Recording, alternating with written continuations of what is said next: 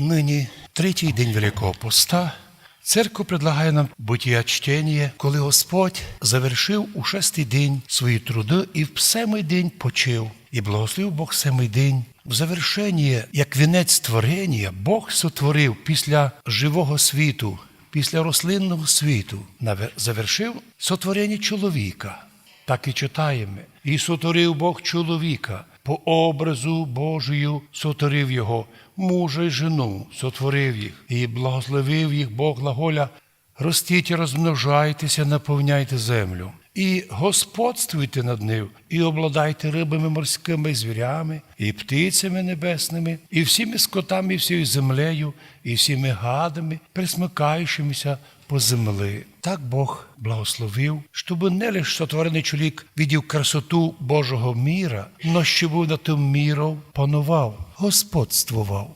Но у переводі наш язик господство не значить по-нашому современному панувати, нещадно ліси різати, убивати звірів. Наоборот, господство над сотворенням Божиим или над творением Божиим – это призыв Божий сокотити, охраняти то, що Бог создав. От почему у нинішній день, взирає на подвиги і на Слово Божие, яке призиває нас оцінити Божє творення і самих себе, що ми сотворені по образу і по подобію Божою, і то, що ми прикликані сохраняти Боже творення, нині нам треба много потрудитися, щоб, якщо не в ділах, то в першу чергу в умі і в серцю, аби ми порозуміли, з чого починається гріх і беззаконня. Ведь ліси вирізані – це не результат якихось негрів, які прибігли з Африки. Ми коли спали, а вони нічого прийшли та порізали.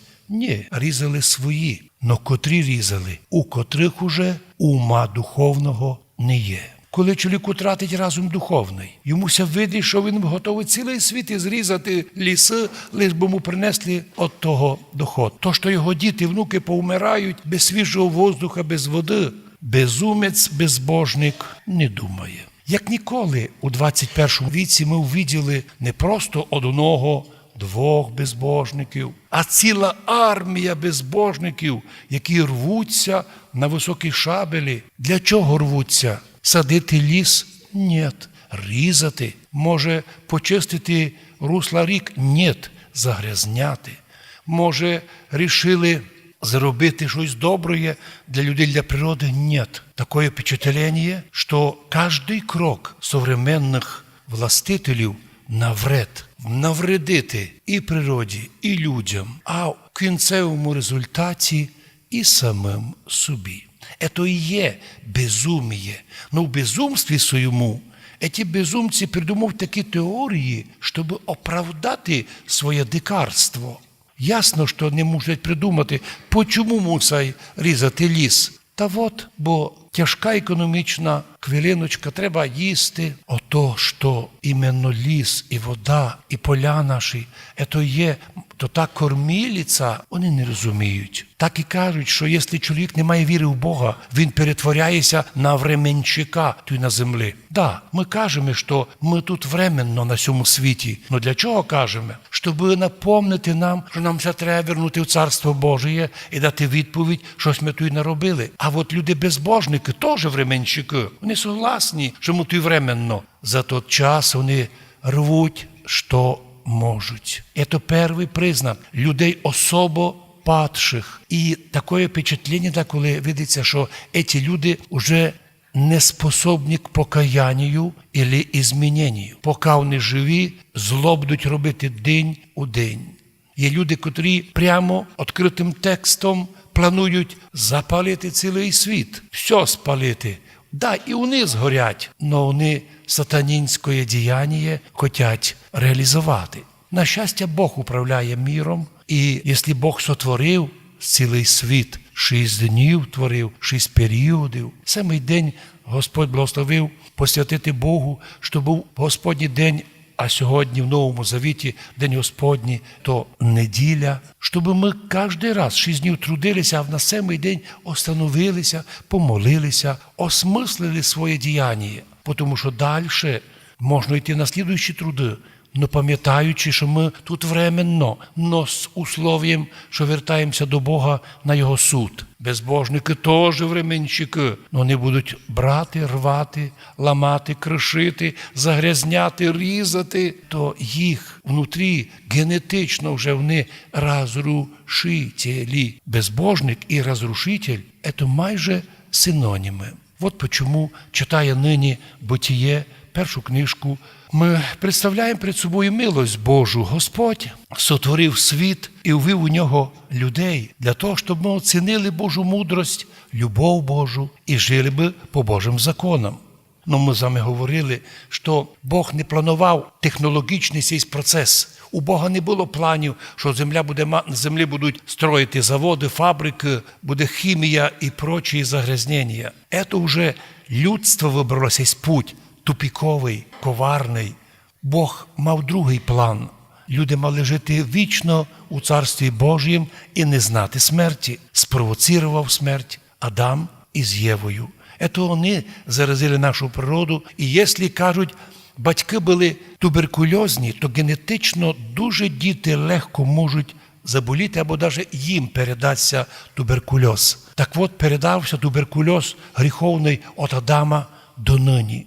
Цілий світ туберкульозний у гріховному розумінні. Цілий світ має гріх, туберкульоз, котрий мучить нас. Один це вилікує маленько постом, великим особливо, коли ми перестаємо приймати сильні продукти, займаємося постом, молитвою, поклонами, добрими ділами. Тоді туберкульоз відступає, но паличка там сидить, вона все чекає, коли чоловік простудиться, знову піднімається, розмножається, знову температура 40. У современних безбожників температура 40. Температурі, коли чоловік може тратити сознання, може не розуміти, що з ним відбувається, і куди він йде, і що робить. Лише тих людей, котрі гріховну температуру збили покаянням, тим лише Господь тут на землі допомагає відкрити духовні очі, увидіти, що не сам світ зліпився, як учать учені. Крутилося, вертілося, свистіло,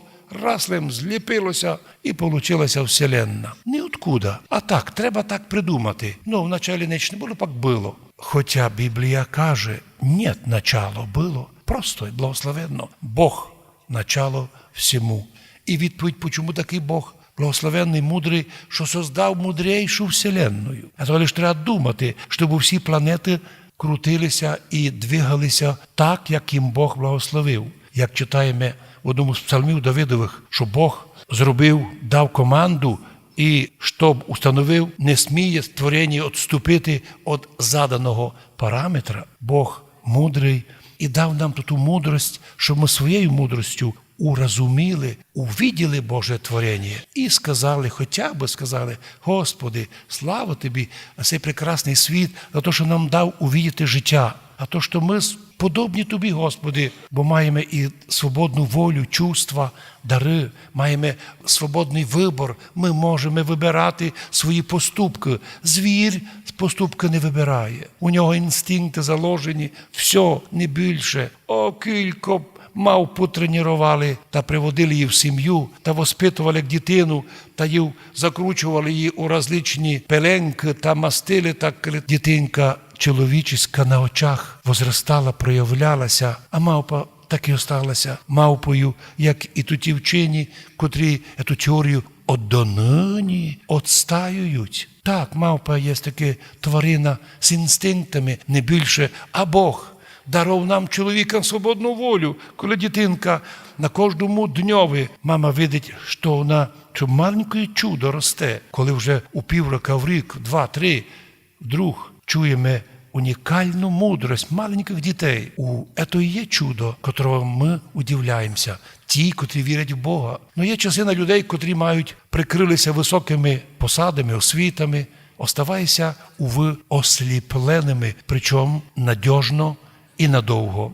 Що робити сліпому? Сонце не видить, красоту природи не видить, но руками, як сліпий, може знайти дерево і зрізати. На це не треба дуже мудрості. Посадити сліпий не може. Откуда візьме саджанці і куди знає, де садити. Сліпий лиш може розрушати. Ми молимо, Боже, Господь народив нас любов'ю до Божого творення, до відповідальності перед Богом за творення Божоє. Твій поточок, який коло тебе тече, чому ти його мусиш засоряти? Твоя керничка, чому ти її не почистиш? Твій садочок, чому ти його не прочистиш, щоб сухенько обрізати, а друге найби росло? Чому ти не можеш то зробити? Можеш. Скільки є людей, котрі йдуть у ліс і беруть з собою інструменти і чистять істочники.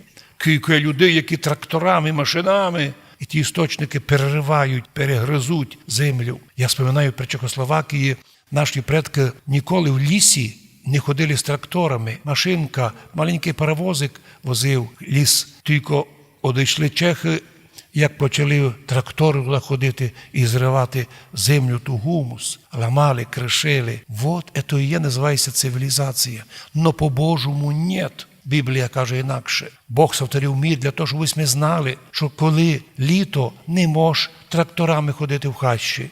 Це таке чудесне місто, де треба сокотити, гриби збирати, ягоди збирати, но не тракторами, а іменно своїми ногами. Боже, держи нас у тій мудрості, яку мали наші предки, куди 1000 років сокотили і наші Карпати. Їх сокотять і нись, правда, доста мішають нам, но і нині ми готові стати на захист природи, щоб і самим порадуватися Божому творенню, ще й дітям і внукам передати. Бо так поступаючи, ми, як временно на землі, підемо Богові відповідати за нашу діяльність. Временчики, понятно, йдуть у пекло. Впрочем, їм і в пеклі ліпше, ніж у царстві, бо злоба їх і догда неукорима. Боже, благослови нас, дай нам добре розуміння Слова Божого, йти на землі, бути дітьми способними покаянню, творити добрі діла, завжди радуватися і благодарити Бога. А в вічності іменно таких радісних, омитих, очищених покаянням і укріплених причастям Господь і прийме, і покличе